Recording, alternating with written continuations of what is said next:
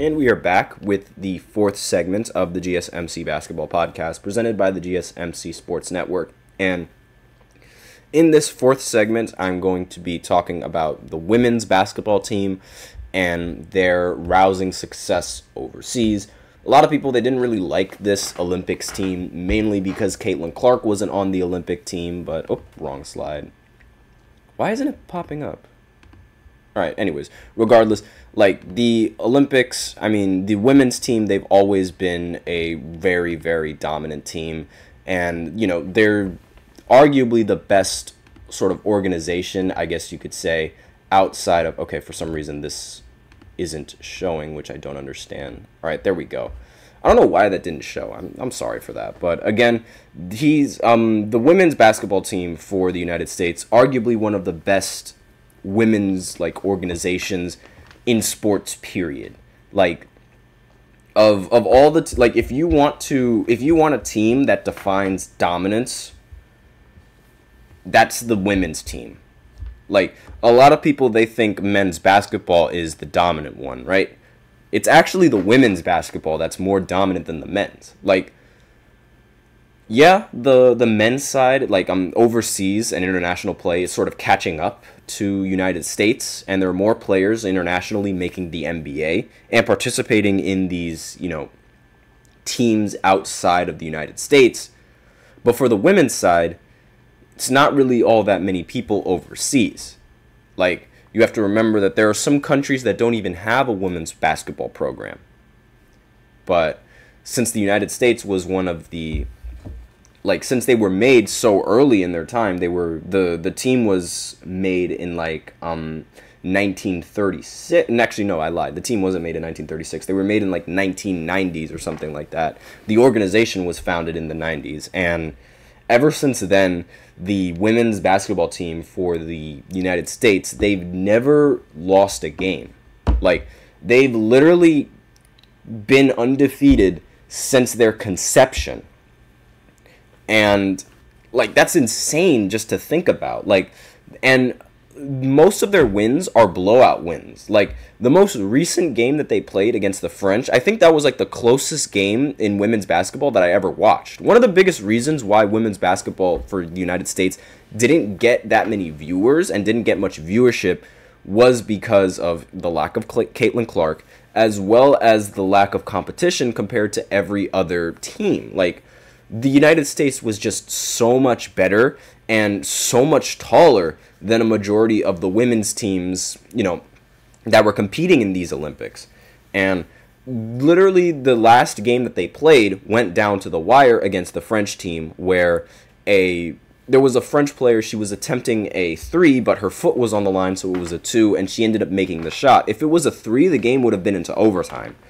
And we might have a different result, we might not. But again, that was a very, very close game, and one of the closest games that I watched, and which is crazy to think about considering how the women's basketball team has been around since the 90s, and that was like their closest game. They have yet to lose. According to this article that was written 5 days ago, the women's basketball team has won 61 consecutive games in Olympic contests, and they recorded a record 8 straight gold medals that you know, this previous Olympic run. Like, they have yet to lose, and like that's really crazy to think about, because it's like, you know, when we talk about when we talk about United States basketball, we only think of the men's side and just how dominant the men are in the sport. We do not even think about how much more dominant the women are than you know, the rest of the men. Like, these women hoop. These women can hoop. Like, they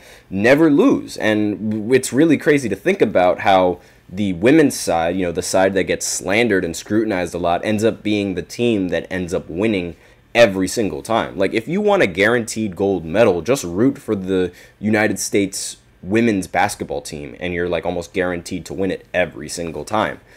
And it's like, when are they going to stop? I mean, it doesn't seem like they're slowing down, and it doesn't really seem like the world is catching up quick enough to these guys, especially now that Caitlin Clark is in the league.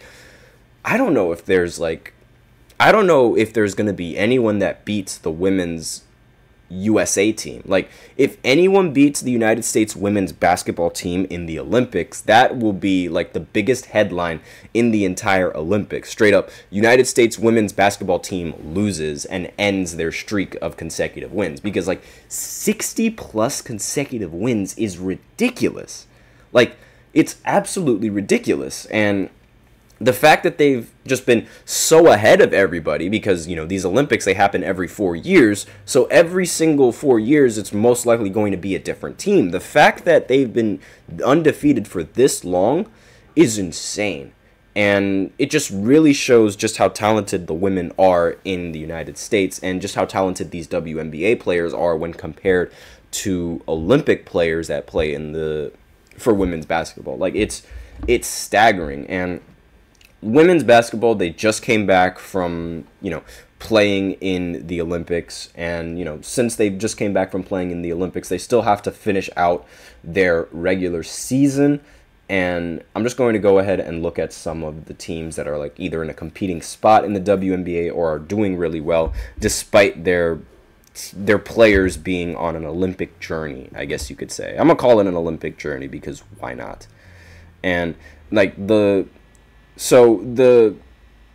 United, like, there was the break. Obviously, you know, they had All-Star break. So like the break between, like, you know, the All-Star break and these Olympics, they're more or less the same.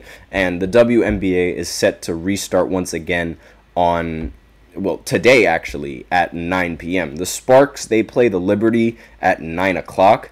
And, you know, a little bit earlier, the Mystics will play the Lynx, and a little bit earlier, the Sky is going to play the Mercury, in case any of you guys are interested. And most of these teams, they're probably going to have to readjust to having, well, not really readjust, but they're going to have to try and get their chemistry back again. It's not the same team that they were playing on. So let me know in the comments who you guys think is going to end up winning the WNBA championship. I have my money on the Liberty.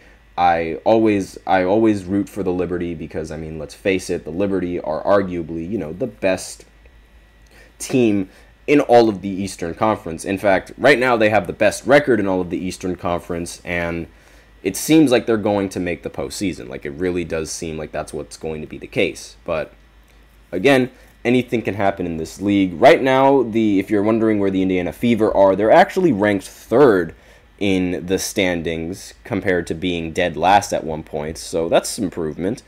And we're going to see just how great these players are. And that's probably, like, you know, the biggest reason why you didn't hear any sort of news about Caitlin Clark. It was the fact that they were on an all-star break. So just going to go ahead and throw that out there. So now we're at the final segment of the podcast. And in this final segment, I'm going to talk about Steph Curry and his status with the Warriors, because there was new news that just ended up breaking out. So I'm just going to go ahead and talk a little bit about that right after this short break.